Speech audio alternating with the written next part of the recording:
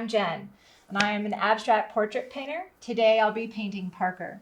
Parker, whenever you're ready, if you could just tell us a little bit about yourself, and I'll get started. My name is Delejean Parker III.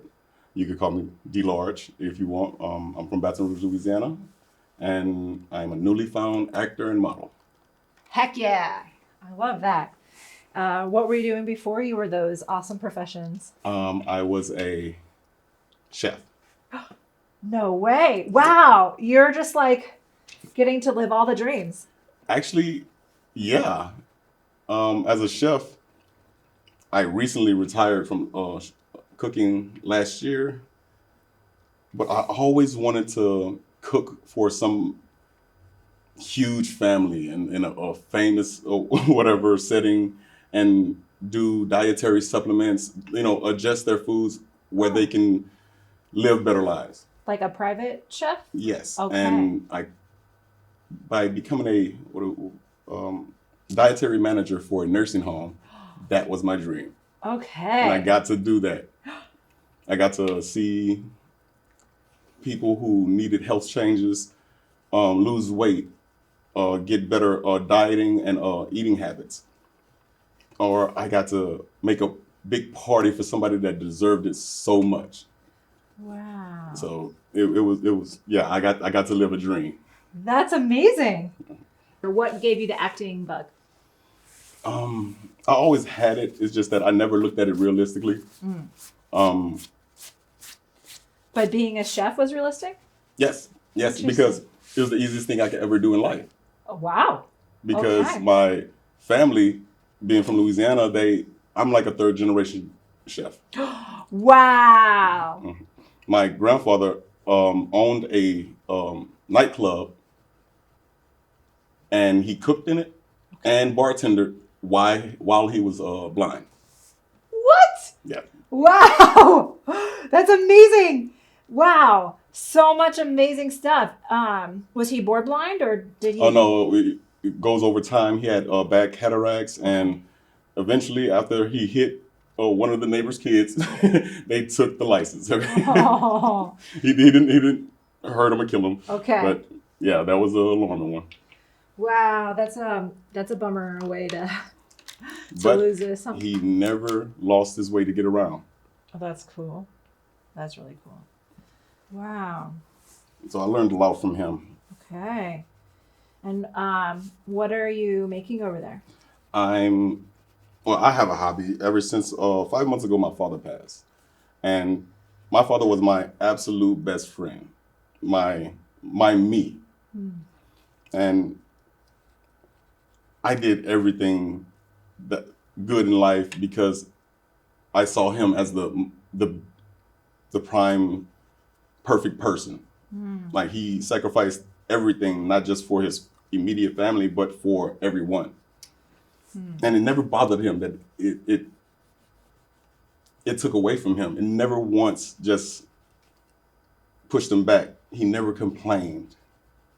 Wow. And just that right there is like, I have to honor that in some type of way. So dealing with his death, I couldn't find myself, I couldn't do anything that made me feel better. I couldn't do it. Every time I would cry for the first 3-4 months, just anybody to speak about him. And I found myself carving with wood. I go in the backyard, there was some branches on the floor, on the ground, and I would just pick them up, bring them in, and start shaving them. Made me think of, I could do a little pipe for my friend or something. Eventually turned into me going to each friend's house, cutting a circular coin like this, putting a blessing on it, talking to them, putting colors, and making a chip, a good luck, I'm happy chip. Ooh. So if you wanted to remember anything, or if you wanted to get out of a slump mood, you pick it up and you talk about it. Wow, I love that. And I'm gonna make one for you today. That's very exciting. This wood comes from my tree in my backyard, so it's personal. Wow. I love that. I love the trees in New Braunfels. I went down there to get my license during COVID. Hmm. And oh man, because of that river, all the trees are so lush. Flourished. And they're Oh. like, they even have those trees that are kind of like droopy. Yeah. You know? Yeah. Oh, wow. It's beautiful there. It's like one of the most beautiful places in Texas. Yeah, it really is. You got a good spot. Thank you so much for your generosity. Thank you for contacting me. I couldn't think of a better show to ever be on for the first time. So Yeah. if you need a second one, I will come back. I love that. Someday, that'd be great. Oh, man. Yeah. Wow, I'm so sorry to hear about your loss. It sounds like, though, your dad was quite a spirit. When he passed, it seemed like everybody felt it, even the people that didn't know him, or people that I didn't think noticed him or noticed me, would contact me and say, I remember how you talked about your dad, and I remember how much care and love that you put into his name, and we apologize for your loss. We're sorry and hope you best wishes. But the people who knew him, oh man, they couldn't say just something good about him. They couldn't just go back to a situation like, oh man, he fixed my car for nothing, and they just said, that's a real big loss. Yeah. That's like the goal, Yeah. to live that way. Yes. Huh. He was a beautiful person, though. And mostly from me being aggravated or angry because of his death is because I don't feel like I can ever be as close to as good of a person as he was. And my family tell me not to try to be like him, but be yourself. But Yeah. when you know him, like, you don't want to be anybody else. You don't want to be, I remember seeing my father as the noble man, not just the big man, but the noble man. In Baton Rouge, where I'm from, it's highly one of the most violent cities in the country, Wow. and the top 10. And we're living in that conditions. You learn how to maneuver between hard characteristics. And my father never had to change in any environment he went in. He never, like, we have a thing called switching codes or talking correctly and back and forth, but he would never change for any situation, anything. He fit in everything. I love that. And he never talked much, but when he did, he was joking. Wow. Man, that's another life goal, to always be your authentic self. Yes. Wow. So I got into acting for running after a dream that Chadwick Boseman said I could. Yes. Gosh. So on his deathbed, I got to tell my father that I went back to school and I'm going for acting, and to see him cry in tears, man, that's everything to me. Yeah. Thank you for sharing that.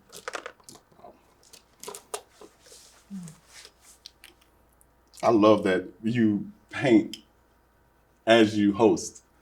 That was like genius. Like, why didn't I think of that? Like, I do what I love to do and do this at the same time. Yeah. Why make it impossible when it's possible? That's I right. like that.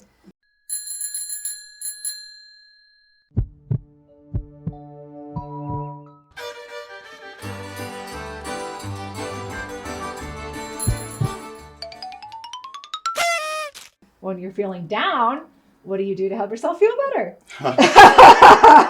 Oh yeah, It kind of sounds like one. this is one of those things. This is one of those things, and I have one other. Okay, I love it. I'm a social worm. A social worm. Yes, I'm a social caterpillar. Okay. Um, Oh. I don't need the attention. Yeah. I don't like so much attention. So I like to dress up. I'm talking about from head to toe, clean, everything at night, and go hang out with myself.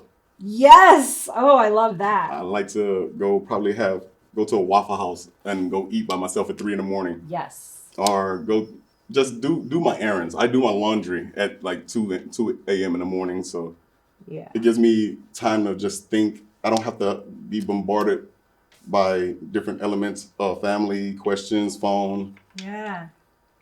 And I love when I'm dressed looking really good at night Yeah. at like 4 a.m. with nobody around, because when somebody sees you and they finally do see you, it's like, okay, maybe I'm out of place and he's supposed to be here. And they don't talk to you because nobody's looking like that at 4 a.m. Unless they're going to work. Yeah. But they still don't talk to you, so it works for me. Nice. The English major in me wants to fulfill this caterpillar metaphor. Does this like does this like cocoon you and help you change into a butterfly or anything like that? I'm a butterfly when I have to perform. Okay.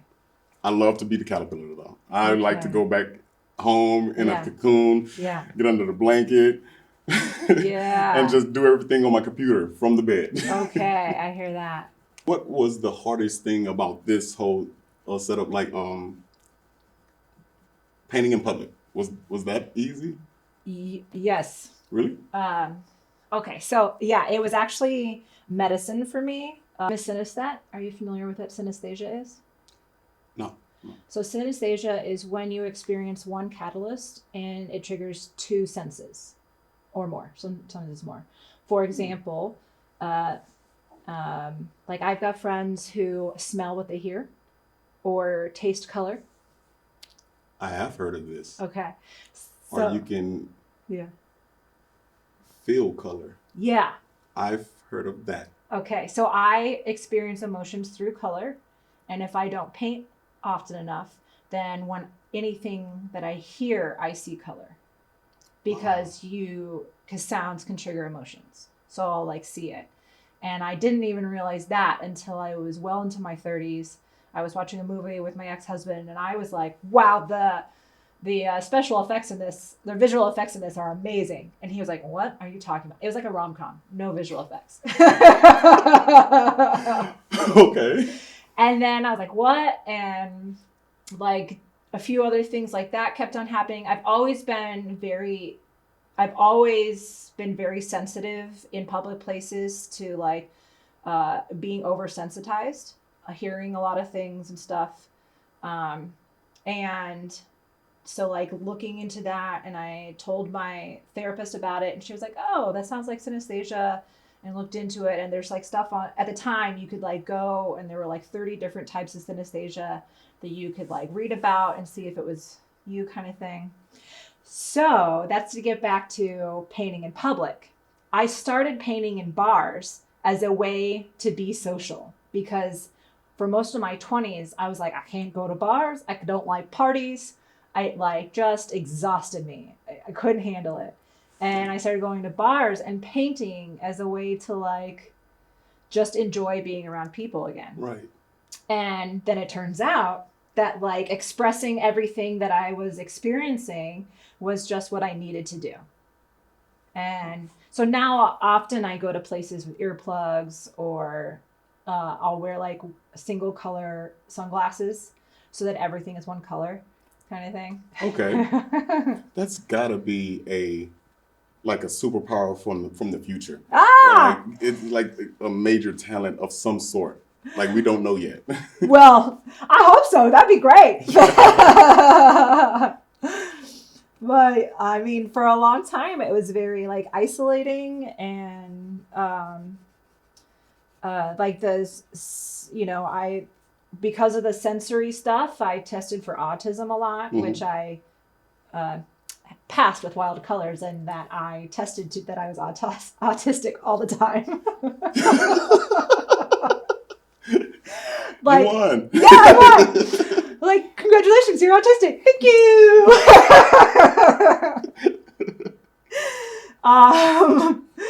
So then, like, what's really fun though is since I've been here, I've also had my parents take autism tests, and they too. Oh man. So like my very first therapist, all she did was like answer my alien in a human body questions. Like, so when polite people share stories about working out, that's like small talk. I'm keeping that. Hold on. And she was like, yeah, like it's like small talk was really hard for me to understand, and like not taking people literally was really hard for me to understand. I think I share that with you. Okay. Yes. Well, part of that is also like I come from a Midwestern upbringing, and like stoicism is just, you know, the emotional Resting goal. bro face. The emotional goal of a Midwesterner is an eagle. That feels very true to me. Yeah. When I first got into comedy, I wrote a show that was Chickawaukee town, the most Midwestern town in the Midwest, and we made lots of eagle jokes that didn't hit so well in New York.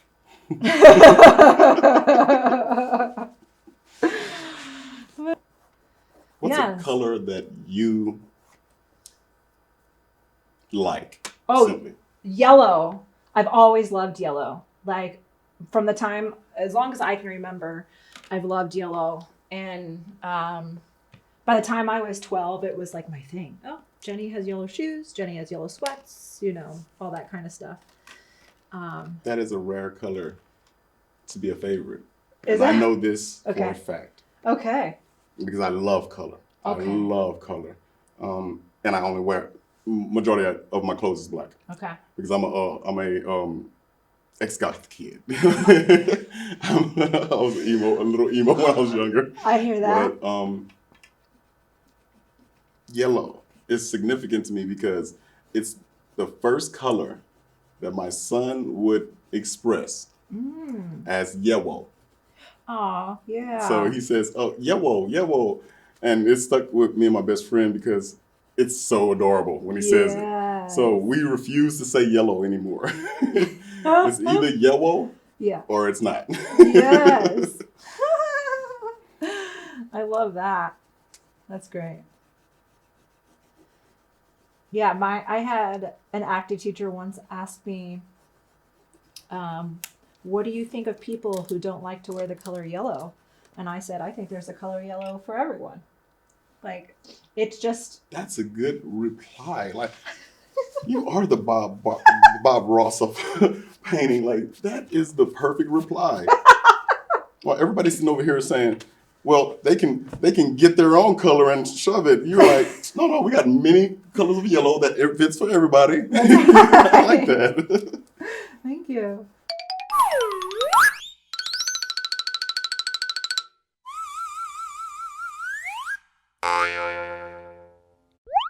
Do you have a favorite color?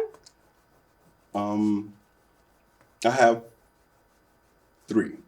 Yes, do tell. Royal blue. Oh, yeah. Blood red. Okay. And yellow. I like that. I love a good primary match. That's good stuff. Yeah. Royal blue. I like royal blue. Yeah. From the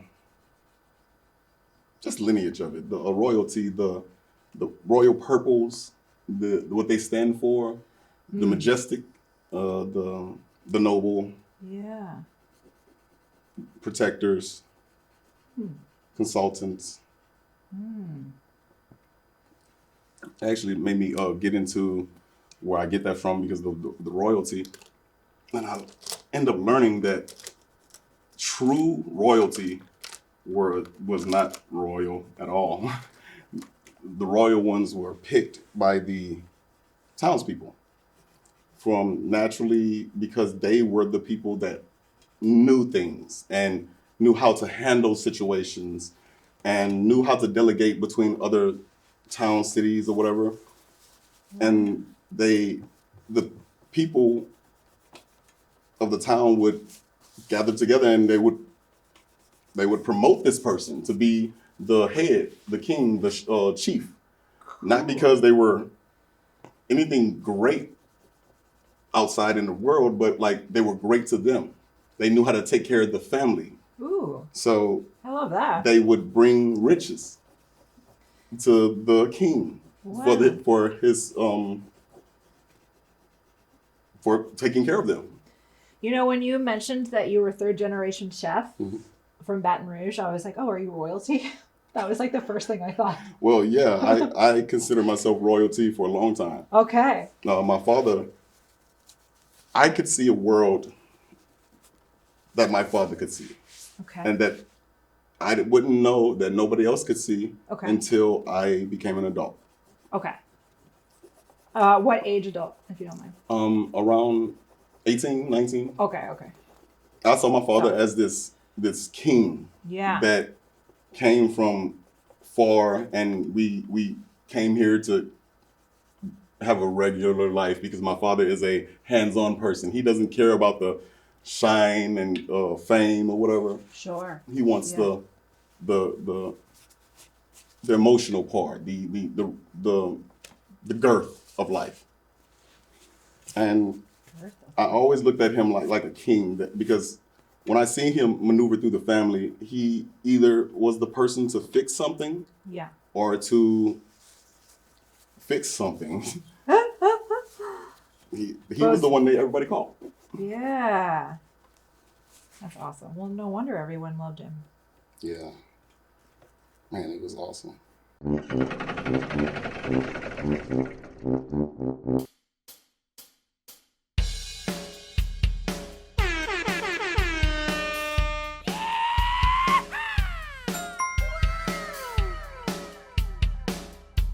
So, do you have a dream role that you're aspiring to play? At first, no. But until this recent audition and monologue that I was told isn't a monologue, Okay. it's Charlie Chaplin, Ooh, yes, yes. Okay, which from what? the great dictator. Okay. And what I thought was a monologue, but it was my favorite speech. Okay. It was the great dictator speech of the entire movie. Okay. The speech that he worked over 3 months on. Okay. And why did they say it wasn't a monologue? Because they wanted me to write my own. Ah. But I keep getting, back and forth about what a monologue is and what is acceptable in the school that I'm in. Yeah. Well, I was like, I written like 5 of them.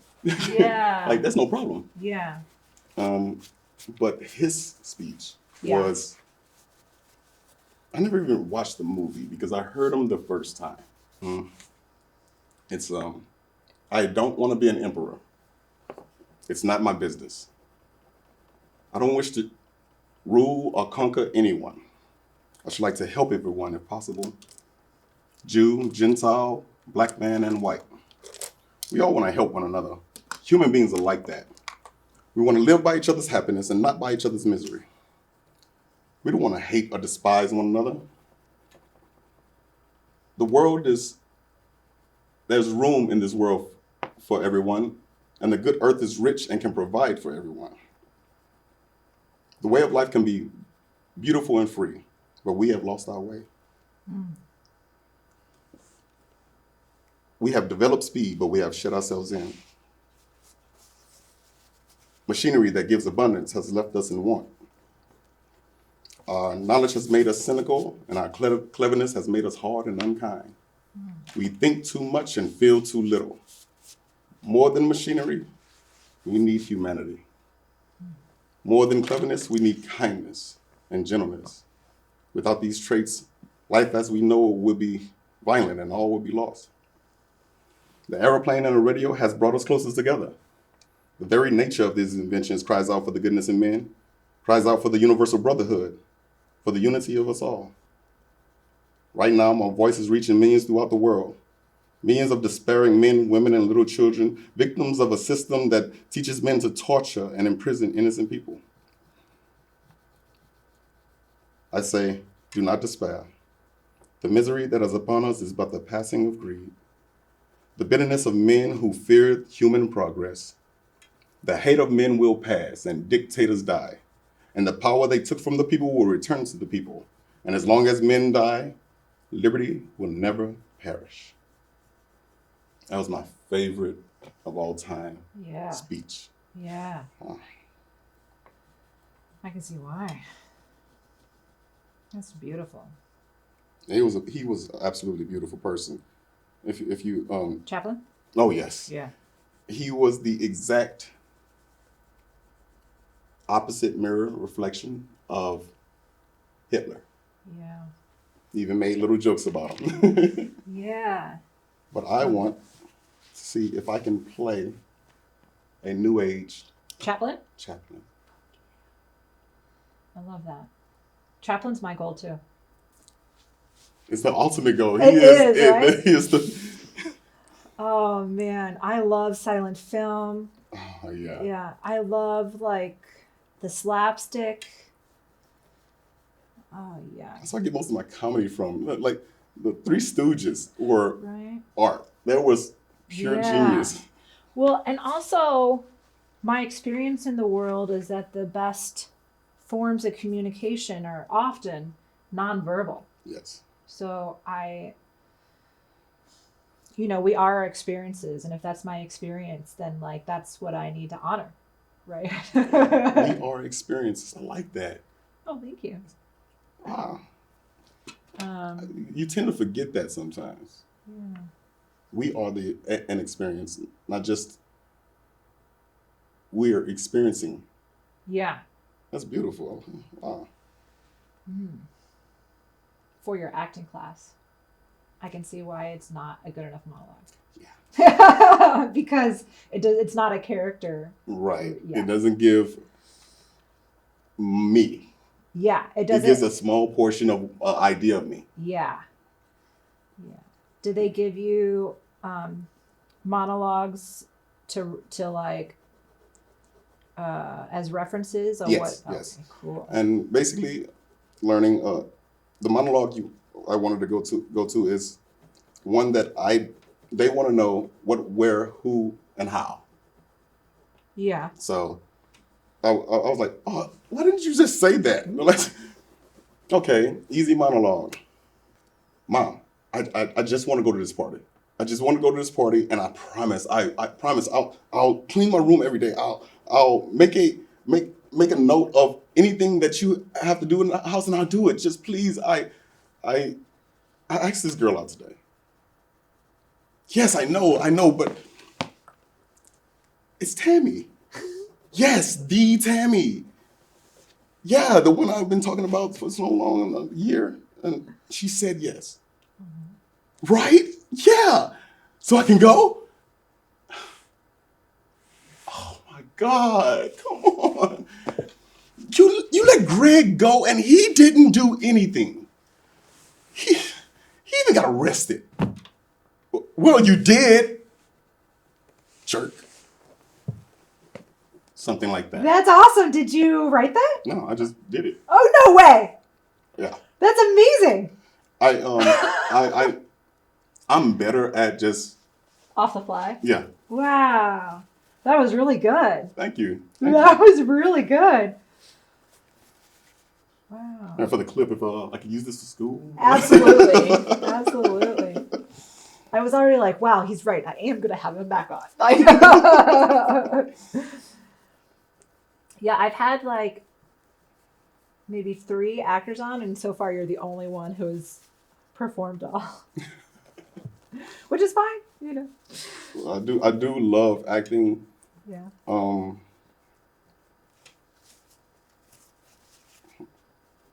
You find yourself when interviews or on a show as I am, you find yourself questioning what you're about to say, is it going to come across understandable, or is it going to come across? Should I just let me push that to the side?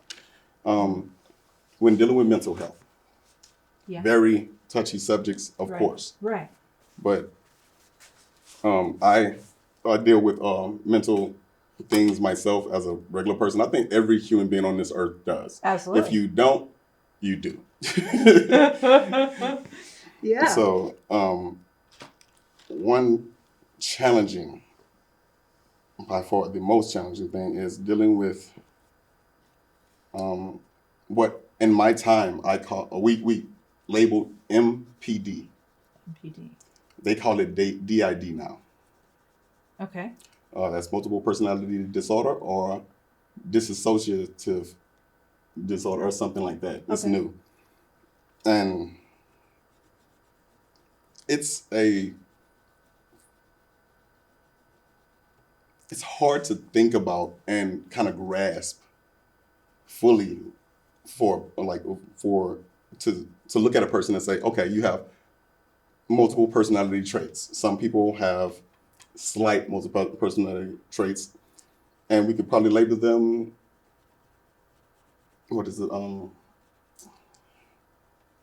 The I know this. It's when you are happy and drastically switch so Oh, quickly. bipolar. Bipolar, yes, bipolar, and you don't know why. But Right. well, this is not the case. Okay. You know specifically why Okay. every single time, and I have parts of me that disagree with each other, Okay. but they coexist. Okay. Try to give an example. Parts of me likes writing music, Okay. and a big part, like at least 3/4. Okay. But when my father passed, music didn't help. Music did not soothe. It just brought more pain. Okay. And since I didn't have music for the first time in my life, or poetry, which is going to just exaggerate what I'm feeling even more, I found myself not being able to do anything. I found myself being so mixed up, so unorganized. And every time I would move from one room to another, I would grab things like I would never come back. Ooh. Like, but it was parts of me that wanted to do these things, but they didn't know how long they had to do it. They didn't know if they were going to get to do it, or even so they pick up all the things that they can do to be happy Okay. and carry it to the next room. And that was me for the first 3 months. Wow. And I'm carrying all of the things I want in my life to the next room, to the next room, to the next room. Wow. Were you just like moving your whole house from room to room, or? Yes. Wow. Yes. That's a lot. It is. And I'm on the 4th medication Okay. to get a little step. Okay. And did this just manifest after your dad died? No, it's been there since my first marriage, How long ago was that? over 10 years. Wow. Wow. Other than my immediate friends or my wife, Uh-huh. this will be the first time I tell anybody Okay. about it. And mostly because my best friend, she helps me. She makes me remember that it's not embarrassing if it's real. That's right. Well, that's a lie. It's embarrassing still. But it shouldn't be. It shouldn't be. And I'm getting to that point where I'm not judging myself so hard for being what I consider broken. You're not. I'm learning that. Okay. I'm learning that through not having my father, which Okay. is not something I expect. But I'm learning that my father most likely had something like it. He was a great thinker, so he was quiet a lot. He would watch TV And I know for a fact he's not watching what's on that TV. Okay. Until my father passed, I did not know we shared thoughts, Wow. like real life communication without vocalization. And when he passed, I felt it go away. I felt it Ooh. go away, and it drugged me so bad Yeah. that I didn't give the verbal awareness, the just saying something about it. Just, Dad, we're the same, Mm. but I know we're the same. Like, he's not just my dad, he's me. Yeah. He's me. I'm watching the older me Yeah. go away as I watched the younger me, my son, evolve. And it's a huge blessing and a Yeah. huge honor to be able to even be aware Yeah. of it. Yeah. And I'm eternally grateful.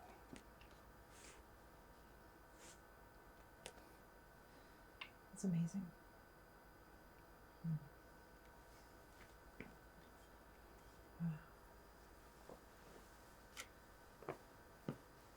I do believe with all my heart that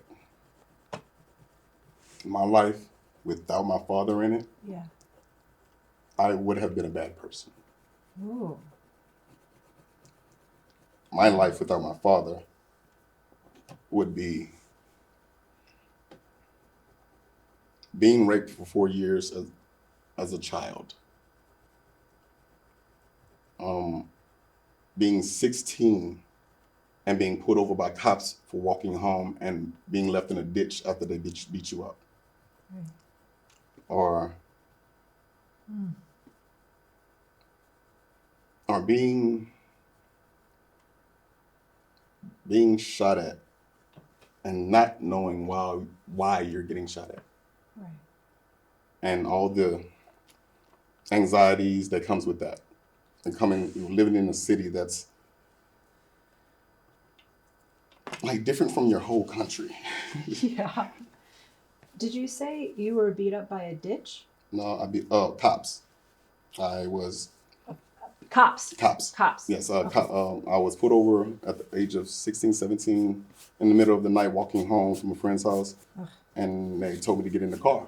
Oh man. And I thought they were going to give me a ride home. These are cops. Yeah. Well, they beat me up, and my they goodness. pushed me out into a ditch. Oh my gosh. And I finally woke up like almost that morning and walked the rest of the way. It took me 12 years to tell anybody about that situation because I was terrified Yeah. because they were cops. Yeah. If I told somebody, they would tell the cops. Right. I'm like, oh no, no, I can't. So I lived with that for a long time. Yeah. What gave you the strength to finally tell someone?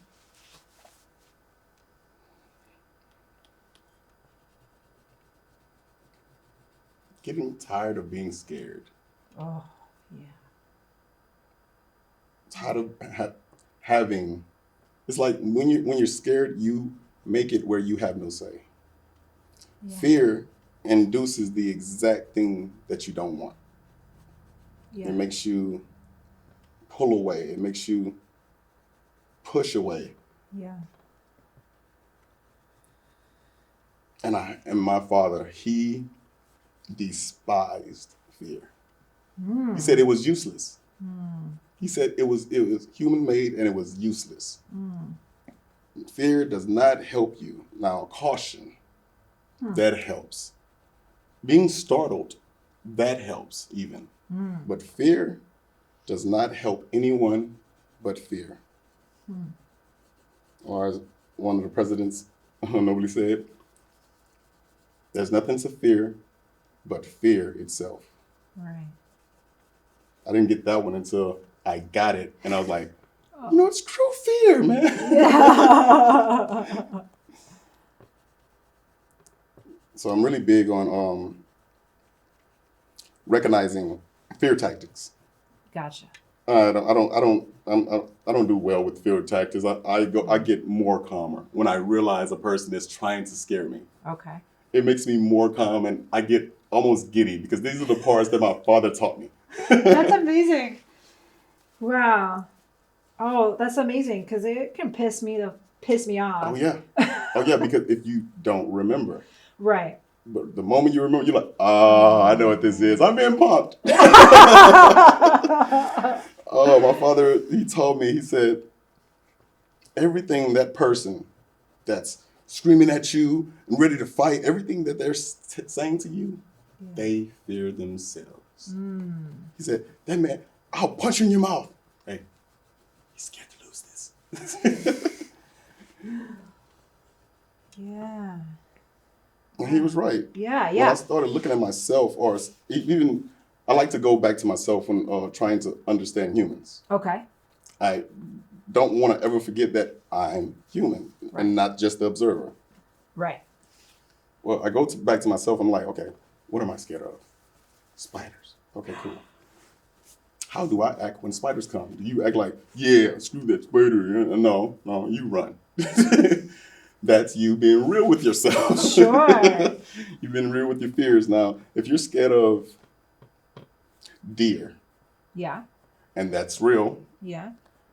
and somebody on the side of you says, well, just you got to face your fears. Face your fears. Yeah. Well, that works on many different levels. That can be many different things. Yeah. Yeah. I am not about to face my fear with a spider, okay? That's what I thought. Okay. But, I'm my father's son. I'm trying to conquer all the things that you can. Yeah. So when faced with a spider big as daylight, I run. And I'm not ashamed of it. Yes. Yes. Yeah, I mean, you can stay or fight, but if you're running, then you get to live to another day. Right. Maybe it's because you realize something about this creature or situation that nobody else does. Like he's the smartest insect on the planet. Yeah. He carries around his home. Spiders? The web? Spiders, yeah. Like backpackers, that's in your life and out of your life. Like he can bite me and nobody would never know what happened. They mortician like, oh, there's 2 bites. It's too late. That's what it is. You've lived through a lot. Oh yeah, I tell my wife, I'm like, I've lived a total of about 6 lifetimes. Do you believe in past lives? Absolutely, I can remember some of them. Really? That's really cool. Yeah, it's cool to know, not cool to tell people that you remember these things. Yeah. Because they want to know, and everything is interesting up until the point where they don't agree. So true. But wow. Soon as they disagree with how you see things, and it's most likely the cultivation of the beliefs that they were, came under, and that's absolutely fine. That's beautiful. Yeah. It's not beautiful when you take those beliefs and body them onto somebody that's just trying to tell a story. Yeah. Yeah, forcing your personal beliefs onto somebody else is just rude. Yes. I learned that, I was raised Christian, full gospel on my mother's side of the family, and I was raised Jehovah's Witness on my father's side of the family, and my grandfather died a Catholic. So I studied everything. I hear that. It didn't bother me to, oh, okay, cool. Yeah. Whichever make of God, okay, I can see anybody adapting to it, but nobody is going to think for a second like, okay, which God is it, or is God real? That was my problem. Whether or not God was real? I wanted to know if it was real or not. If it was real. It didn't bother me about Muslim or Catholic or this. Pick the right one. No, I just want to know. Because if he's real, then I don't have to pick any of these. That's all I needed. Yeah. That's all I needed. I'm like, okay, he exists. So, okay, I'm not mistaken. I know for a fact that what I feel. I feel significantly on a level that's identifiable with God because I am aware. Just like another person that I can disagree with. Yeah. They are aware on their personal identifiable level that God's has given them. Right. I like to call what you're talking about the unseen. Yes. Because if we just call it unseen, you believe that there's something that's not there that you can't see. Yeah. But yeah, I grew up Lutheran. My grandfather was Lutheran, and my grandfather was a Lutheran minister, and my sister is currently a Lutheran minister. But my college boyfriend, when we, like a week before we broke up, gave me a list of books he thought I should read. He was a religious studies and philosophy major. Okay. And it was years before I ever got to actually read them all. Yeah. Right? But reading them, I was like, oh yeah, all of these religions all kind of say the same thing, just in a different language or in a different form of communication. Right. And so I found that really fascinating. And when I hear someone talking about an organized religion that they practice, I always just translate that into whatever works for me at the time.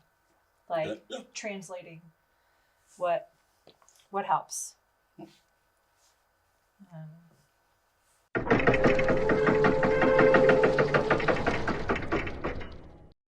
This is how I became a writer. Okay. I like to finish the story that nobody knows or give a backdrop of a story that nobody has. Okay.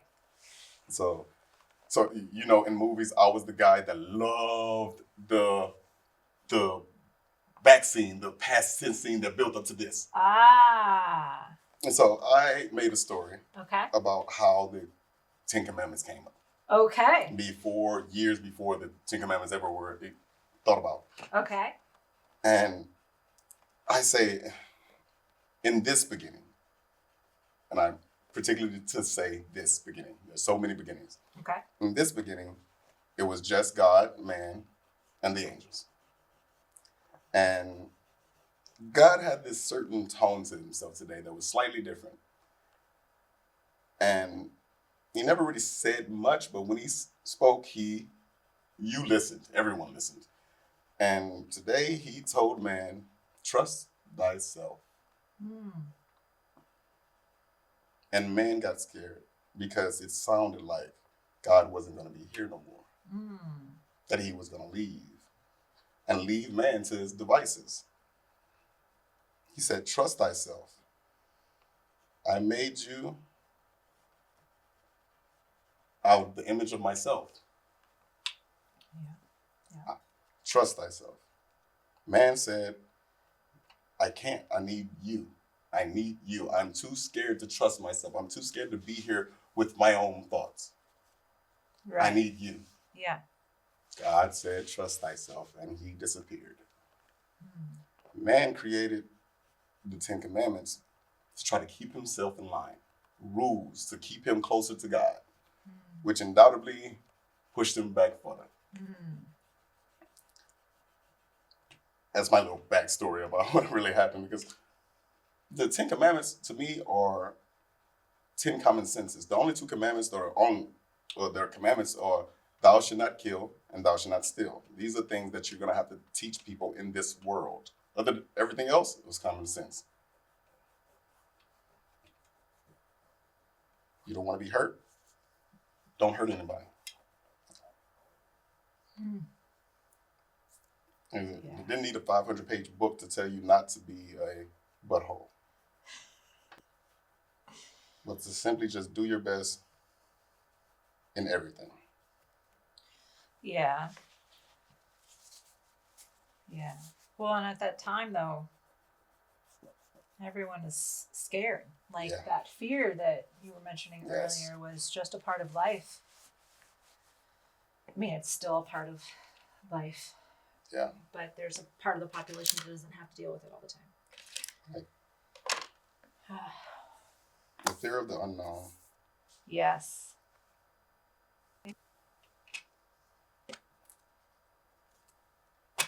Every day I see, in a sense, my father was right about the fear. Like, just coming here. Just coming here, I had so many positive aspects already put in front of me, right? Okay. And it was perfectly built to have one negative and be anxiety. Okay. Just all it takes is one negative. Yeah. And right when I felt like that negative was gonna come, I was like, whatever. That's awesome. I forgot about everything. I forgot about this entire show as I'm driving to it. Wow. And just forget it. Let's focus on this road. Yeah. You know? Yeah. Let's focus on what you got to deal with right now. Yeah. That's what I practice when I'm getting panic attacks. What is reality? Yes. Do I need to be afraid right now? Only as good as you can teach it. Ooh. I like that one because I studied that. Okay, 8 is my number, my life number. Okay. 8 is the person that suffers Okay. for the reason of being able to not allow anybody else to suffer. Okay. Just to go through the situations and be there for people who are about to go through the situation, or you get to stop them, or mentor anything. Sure. So that's good. That's good. When you say you're an 8, is this like that Enneagram thing? Enneagram? Like there's 9 types, 9 numbers, and everyone falls within one number? Yes. Okay. Yes. I think that's it. I think that's what it's called. Yeah. And like you connect most with the person who's opposite your number? I never thought of that. I think that's what it is. I always looked at numbers like the young lady that I met before coming in here. Uh-huh. I told her that my favorite numbers are 3, 6, and 9, and she stopped. She's like, "Those are my favorite numbers." I'm like, "Are you serious?" Yeah, those are great numbers. This is one of those numbers. Yeah. Okay. Well, I believe that, and I'm a Albert Einstein and Tesla junkie. Okay. Okay. But Tesla was addicted to 3, 6, and 9. Huh. And I'm thinking he was addicted to it because he recognized that they were the numbers of creation. In my theory, there's only 9 numbers in existence. Everything higher than that is a question being asked. What's this? What's that? Where am I going to go? How am I going to feel? This. And the questions just build up as the answers build up. I say that because scientists say, mathematicians, 1, 2, 3, 4, 5, 6, 7, 8, 9. Is there any more? Yeah, well, that's the question.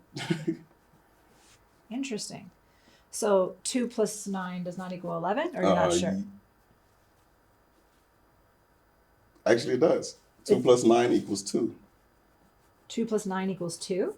Yeah. Okay. Because 2 plus 9 is 11, which is 2. correct. Okay. Oh yeah. Okay. Fun. And I've been doing this for years where now you see things and you're making yourself see these things. Yeah. It's like you're your own magician. Yes. And you only recognize the colors that you best know and you talk about that day. And we kind of give gratification to manifestation. Yes. Yeah. Has to be a part of it. When you were talking about your dad with the fear, Mm-hmm. The reason why you only should fear is because it's such a powerful emotion that it attracts things that can cause you more fear. Right. And so like that manifestation, you're manifesting what you're putting out, and you're, if you walk around believing one thing, that's what you're going to make that happen. What people don't realize about that is that just because you believe it does not make it real in somebody else's life. Only makes it real in yours. And it only makes it real in yours is because you believe it. As soon as we get out of a state of thinking, Yeah. we can come up with more reasons or more answers to a question that could be depressing and you don't want the answer, or you don't even want to ask the question because you don't want to feel that right now. And the fear of not wanting to feel is what holds all of us back. That's right. You're going to have a really unique one. Awesome. This is the first time that somebody else has made something for me on the show. I'm glad to be the first. But hopefully by the time I pass away, retire from this earth, I can have about 1 million of these. And they'll actually be worth something because they are. Yeah. Absolutely. They're like a Bitcoin. I love that.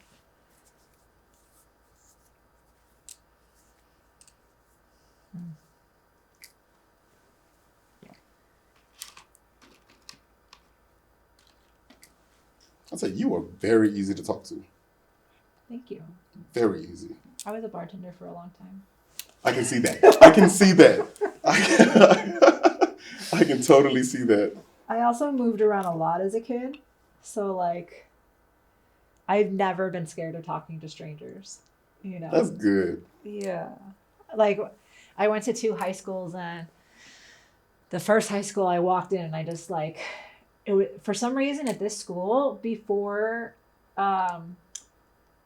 classes started on the first day, they had everyone gather in, like, the school lobby. Mm-hmm. Like, they didn't make an announcement or anything. They just wanted people to show up and hang out in the lobby. So I did that and just saw a group of gals and walked up and was like, "Hi, I just moved here. I'm Jen." And, like, 2 of them became my best friends for the next 2 years. See, regular people find it impossible to do that. Find it impossible to just stop and like, hey, I'm human. You're human. Let's talk. Yeah. You know? Yeah, that's why I wear tie-dye. I feel like tie-dye says hi, I'm happy to see you in every language. I'm easygoing. Yeah, Like, I like I'm that. here, I like that. And, like, when I have to, like, look professional, I even have, like, tie-dye blazers and stuff. And Heck yeah. Yeah. Oh, hold on. A tie-dye blazer? I've got 3 of them. Oh, Oh, actually, God. I have 4. You're going to have to show me pictures. I gotta see this tie-dye blazer. Yeah. Like, I really Yeah. think, okay, because you know that I'm a synesthete, right? So one of the ways before I was figuring that out to, like, self-soothe was wearing lots of bright colors. Okay. So tie-dye was a natural choice to wearing a lot of bright colors. And so I started to wear tie-dye a lot because, you know, sometimes you're in control of, like, how you make yourself feel, right? Yes. And so, like, looking down at bright colors literally brings me joy. So even when I was, like, super depressed all the time, I always wore bright colors so that no matter what, all I had to do was look down and be like, I'm happy.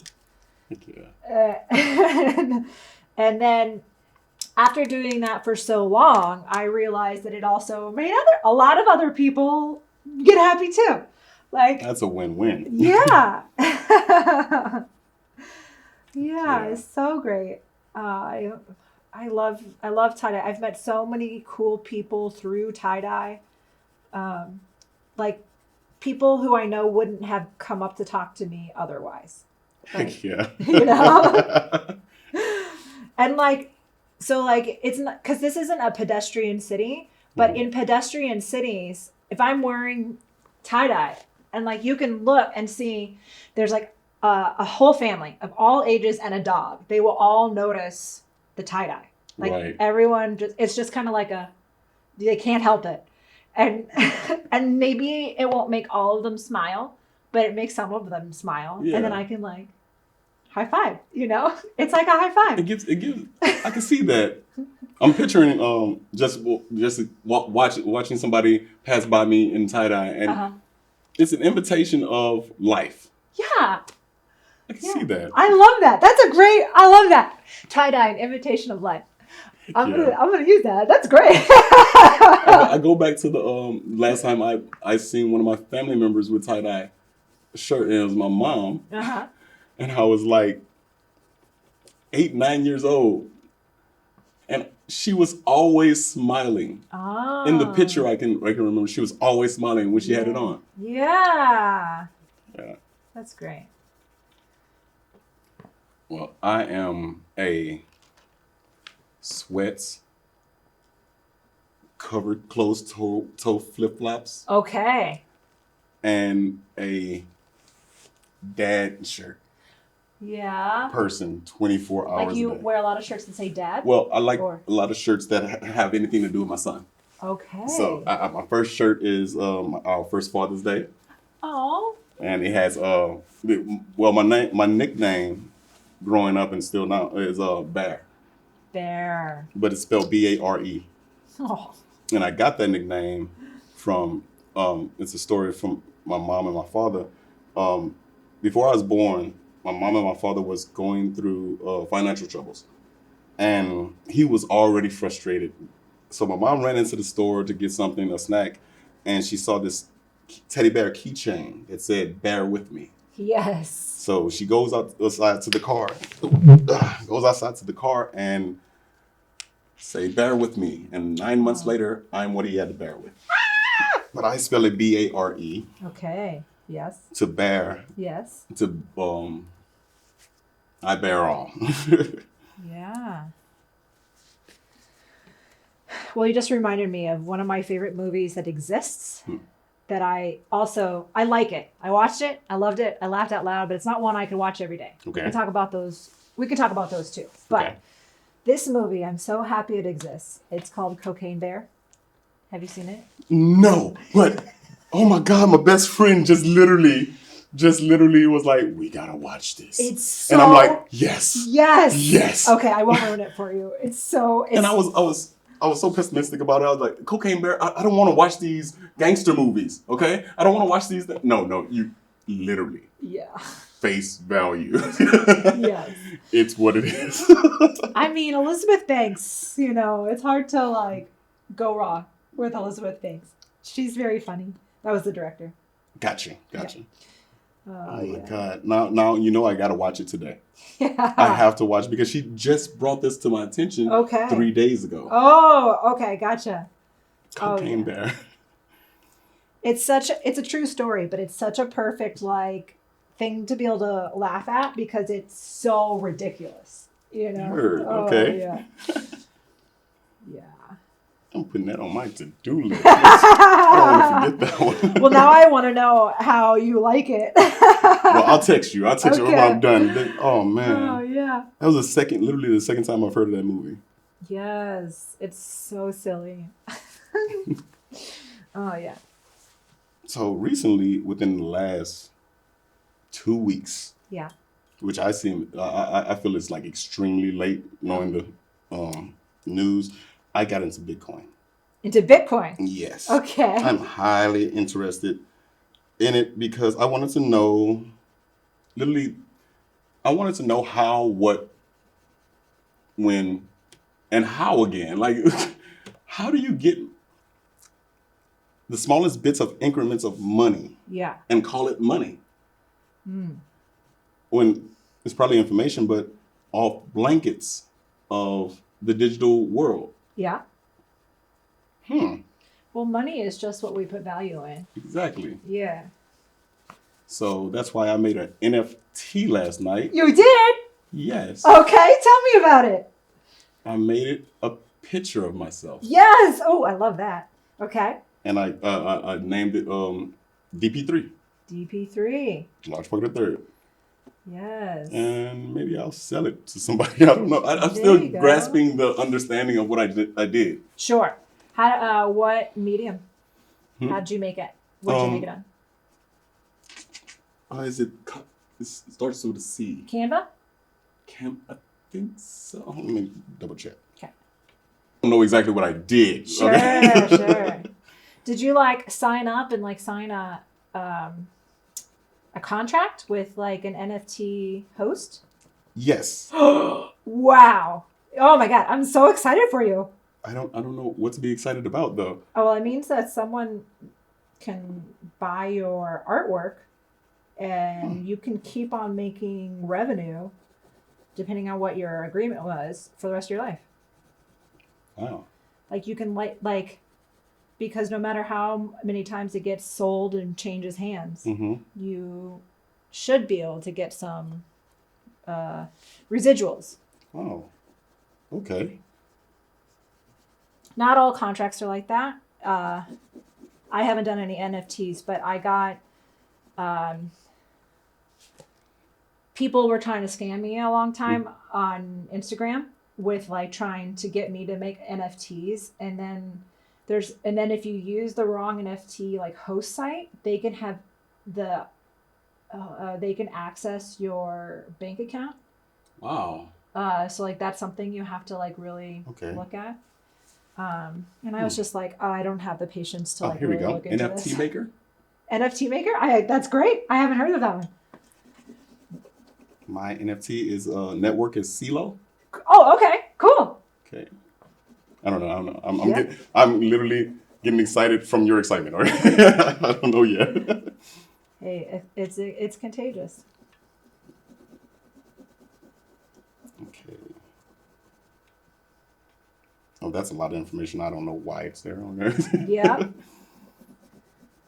But I did a photo shoot for myself. So because in the school that I'm in, I have to have a headshot, full body shot or whatever. Yeah. And the photographer they sent me to, I think, really was a bad photographer. Shoot. For me. Shoot. I didn't like not one of the pictures, so I did my own photo shoot.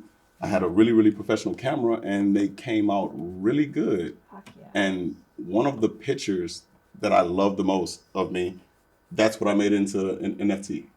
Oh my god, that's amazing.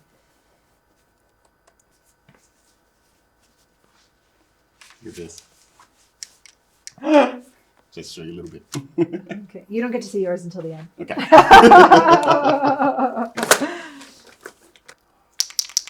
It's a good one. It's almost empty. Okay. Real gold color. Yeah. Yeah, I dig that.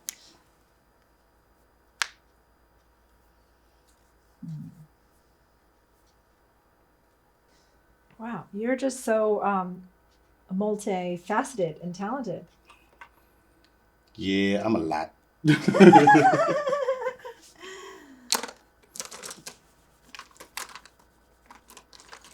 It's just I got into music, which really got me kind of here into acting.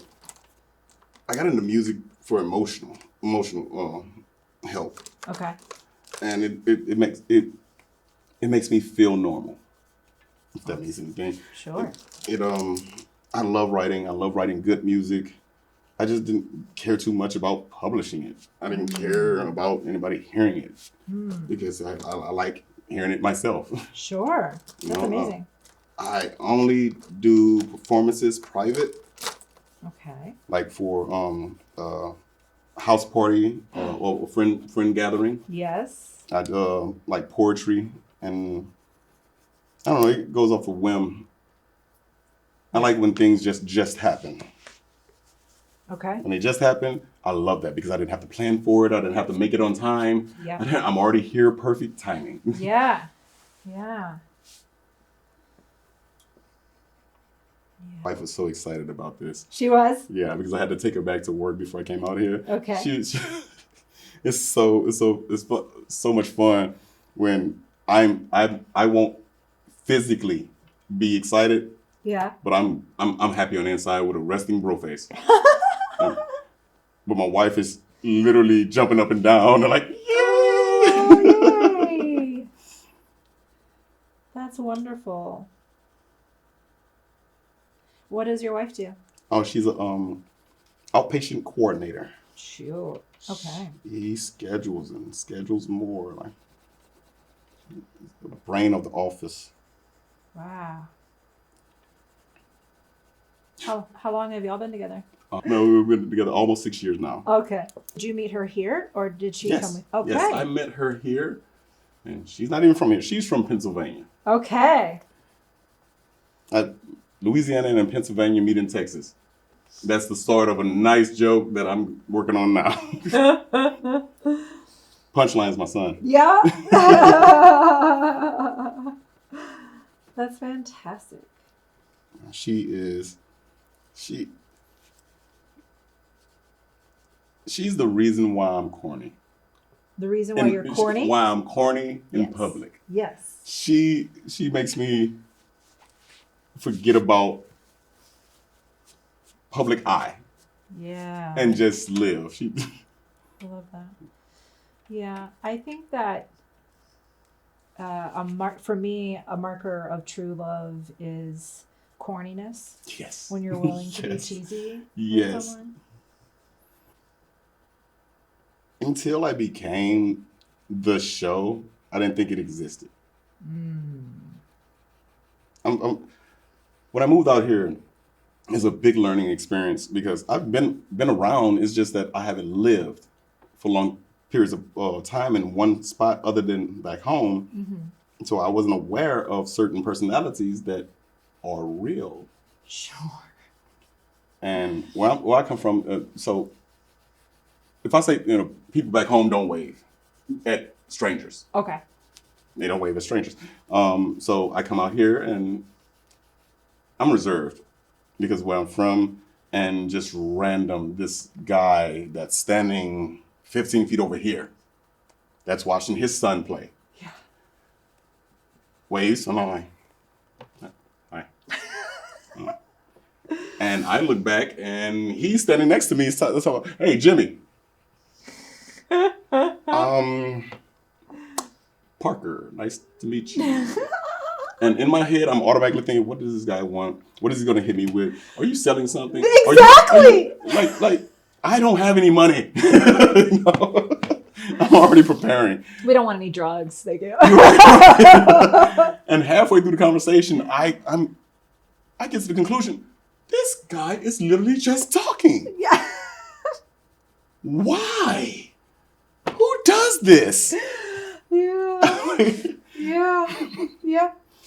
Yep. I know that. And it took like 4 years for me to come to the conclusion, look, Parker, there are people that live regular lives, just like on TV. The ones that don't go through trauma every other day. Yeah. They exist? What? Yeah. I watched, do you know this movie, Legally Blonde? It's like an old movie. Yes. Okay. I watched that with my nieces when they were both in high school. And one of them was like, does anyone actually know someone who talks like that? And I was like, yeah. Yeah. I know a lot of people. Like it's just that. It's just a character until you meet someone. Yes. Yes. You see, I thought that the guy that's so shy, so corny, just says the wrong thing all the time in front of girls, just can't. I thought that was a show idea. These are no, you could not possibly be real. Like, why would you be afraid to talk to girls? Why? Louisiana is like bringing Santa to a beach. We got a girlfriend for you. But I didn't understand it. And until I met somebody that became my friend who was socially awkward, the screech.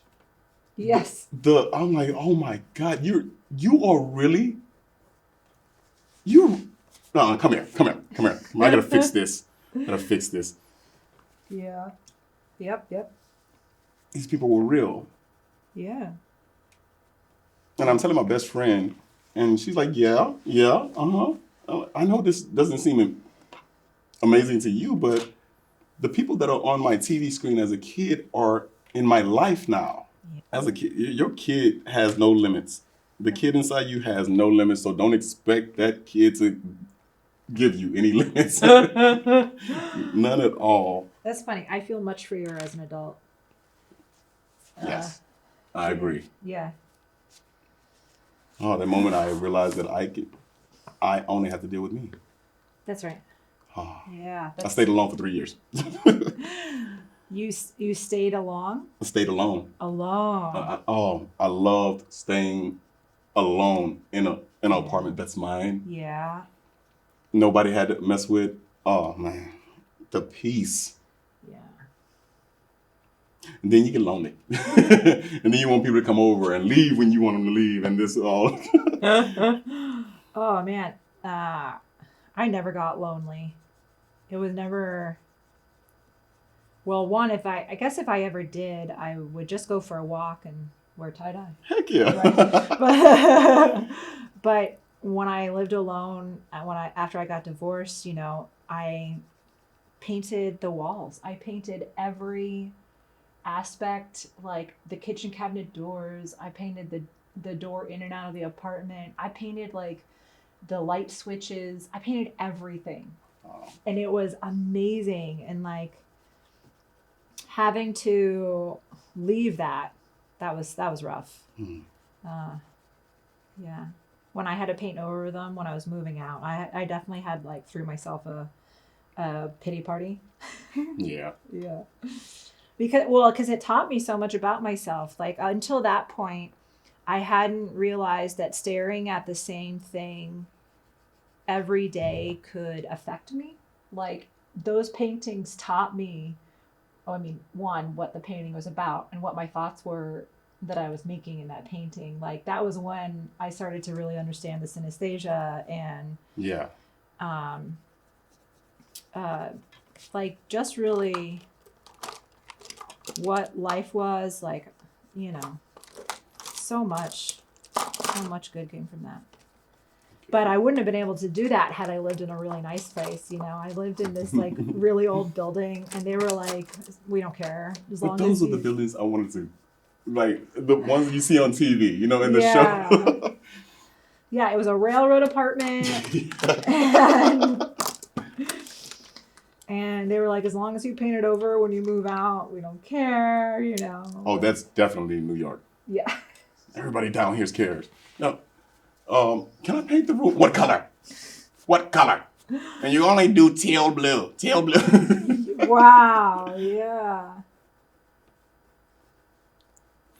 You remind me of my best friend. She has showed me that you can paint Right. and everything, Yeah. and she does.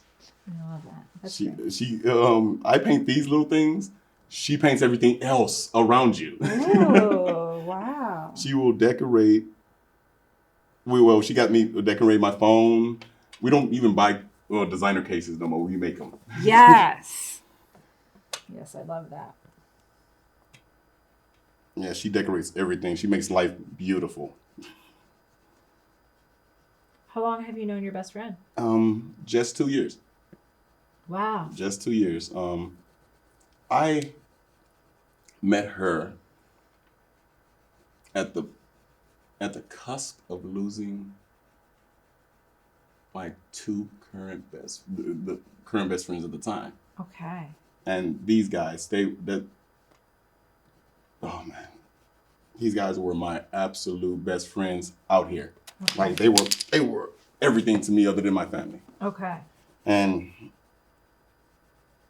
meeting her at the beginning of the end point of the relationship with them. So you kind of figured it all matched up Yeah. for a reason. Well, my friends became really butt heads Okay. and just,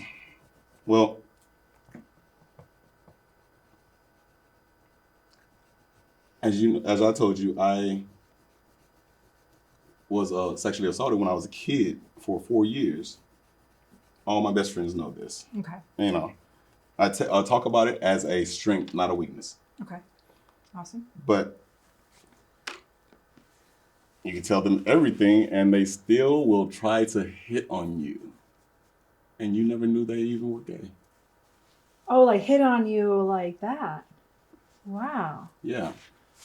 So they saw you being vulnerable as an opportunity to put some moves on you? Well, not just that opportunity, but in the future, they had feelings like this for years. Oh. And they With- just kind of, Yes, oh, that sucks. I And- hate that. and you know what? That's okay. Well, That's okay. And I didn't make them feel any type of way because, I don't ever want nobody to feel uncomfortable about what they feel. sure. You know? But it's one thing to be like, to come out and say, by come out, I mean like, because men have done that to me, Yeah. where they're like, oh, we're friends, we're buddies. And then Right. they try to hit on you. And like, sure, the first time, like, that's not a problem. Right. The first time, it's cool. But then when you say no, or you say, Yes. I'm not interested, Man, and it keeps that's on happening. the problem. And that's where it went to the point he got aggressive. Ugh. Like, That's- not just verbally. But physically too? Yes. That's, And that was my line. yeah. That was my line for me, knowing what I went through as a child. Yeah. No, No, and that's mind you, not I fun. love this guy to death, and I never will stop. But the thing about friends and moving on in life, I do is that when I know I can't not ever deal with this person again, Yeah, I don't deteriorate the history of them. sure.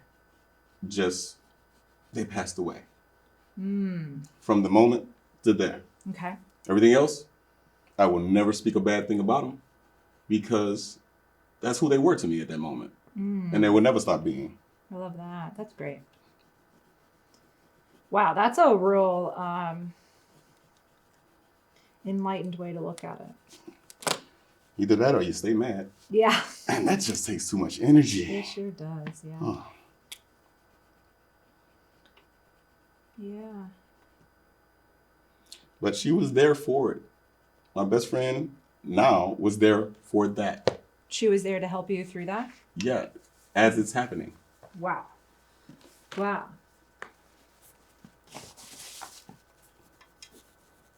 So yeah, she became my best friend. Now I went through a lot with the boys, but Yeah. in just 2 years, we went through like 10 years worth of information. And how I met her, I was her boss. Wow. Yeah, she was looking for a job. I needed workers. Yeah. And yeah, right off, I could tell that she was a good worker. Okay. Without her working, just her stance, how she carried herself, everything. Yeah. How many kids do you have? Yes, she is very organized. Wow. the- Does she have a lot of kids? Not a lot. She has 3, Okay. but because of the 3 and the age groups, I can see that.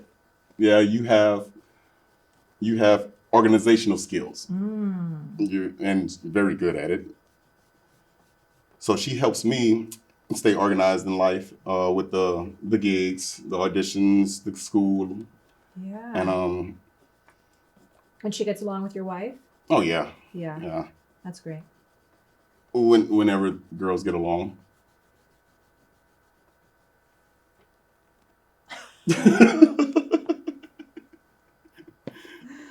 I'm just saying, it's a little. Does it? It gets like that? Oh no, it's emotionally, and I live in a world. What do you mean emotionally? Well, I live in an emotional world Okay. where I can see the emotion, Okay. I can feel the emotion, Yeah. and everything's going great. Everything's just going great. Yeah. My wife would not tell my best friend that I want to sit in that chair. Could you move? Okay. Because my wife is not even slightly rude. Okay. But she gets home from work and I'm sitting there and I'm dying laughing. And she's like, "What's funny?" I'm like, "Nothing." "What's funny?" I just think it's funny that and it's cute that you refuse to make her uncomfortable because you want your chair. Oh. I said, "That is sweet." And she's just looking at me like, you can see that? I can see all that. I can see all that. I think it's cute that you have a chair. That you can come home and you have a chair that you feel so comfortable in. You know? Yeah. And while she's thinking, oh, it's a problem that I feel this way. No, it's a beautiful thing. Yeah. Perception. We attach ourselves to material things for a reason. Yeah. That's not a problem for humanity because it's not a thing. Right. Honestly, I don't even think about it when I'm designing these. It's like my hands are not in the conversation, but Yeah. they're in the conversation. Yep. Yeah. That's right.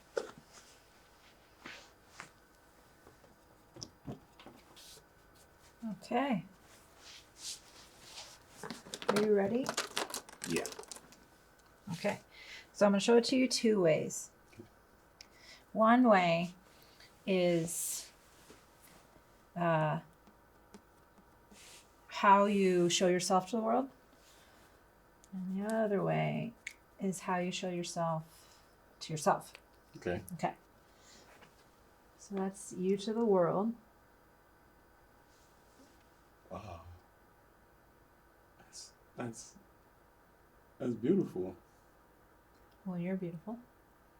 And this here is your big heart and how you are to yourself.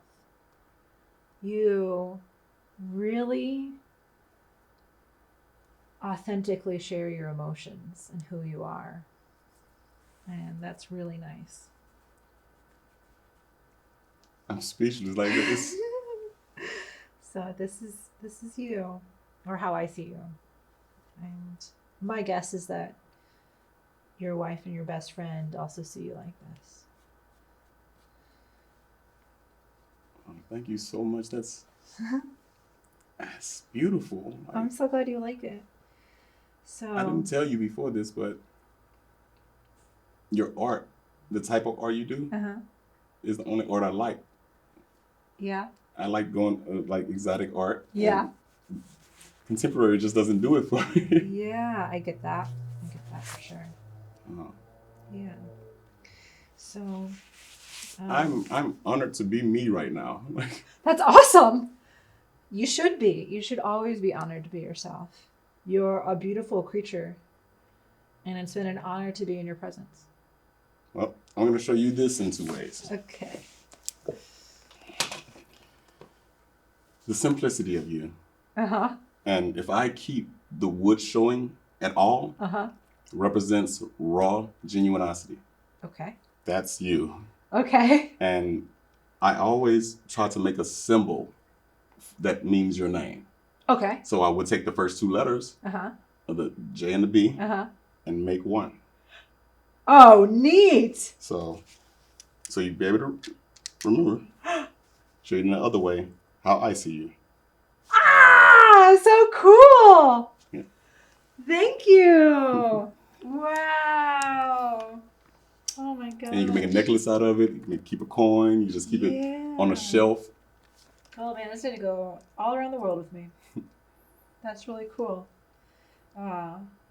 Well. Thank you so much. I enjoyed it. And that is amazing. Like, I'm so glad you like it.